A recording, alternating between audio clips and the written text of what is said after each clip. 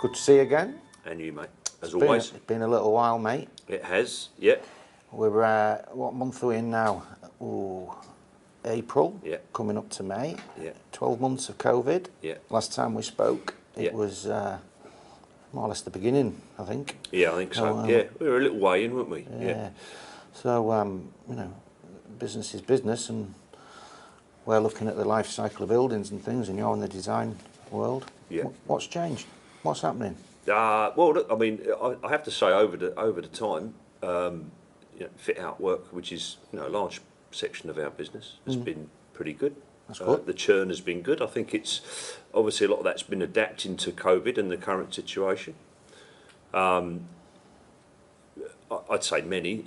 There are obviously a number of entities which have decided to maybe let some of their space go, and they may be subletting and components such as that, and I think that's created a bit of work for us, a fair bit of back to base. Yep. Study work, looking at things like, you know, additional outside air for buildings, higher turnover of air, therefore cleaner environments, and considering those sort of components.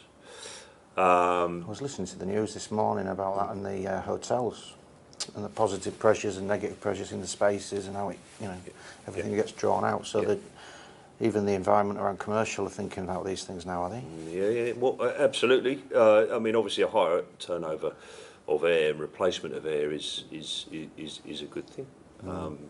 Remove more contaminants. For existing buildings, there's a lot of it's quite onerous. More space required.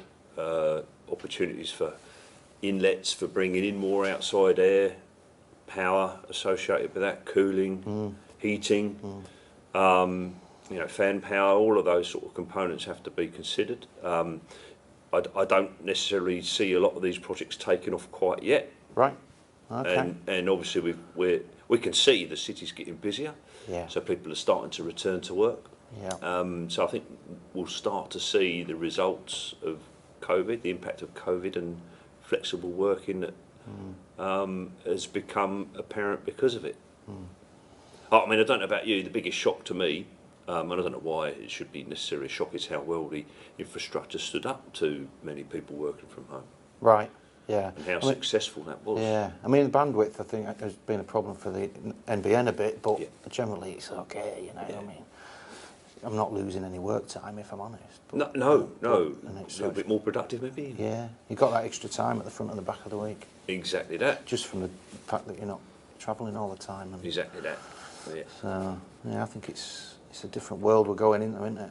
And it's interesting that you're seeing that it's something people are thinking about, but I think the other thing is that the employees are going to be the people who actually determine how they work now, and therefore, to some degree, I think they'll have more control over that. Or impact or whatever influence. Therefore, you know, I need to be able to, you know, I've got to have that air change rate. Therefore, right, okay, what do we do? What do we need to do? What do we need to fix? So it might be a reactive thing. Yeah, yeah. As we move further into it, and as you come out of COVID, it's the new norm. Yeah, new ways of doing stuff. You know. Yeah, exactly. Less people in the office at any one time, or maybe more periods of congestion when everybody decides maybe you know, almost scheduling when people come into the office. Busier, but not as regularly.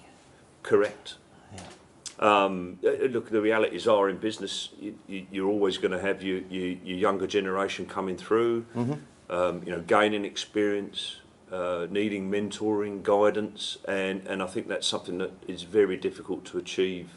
When you're working from home, when you're working remotely, and you still need that face to face. So I think that'll always be there. Some people genuinely don't find it as comfortable working at home. Right. Yeah.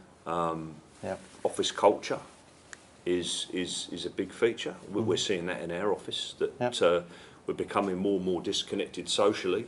I think that's a good point, you know. Yeah. That whole thing around the interaction's going to be probably driven by different environment and how we do that.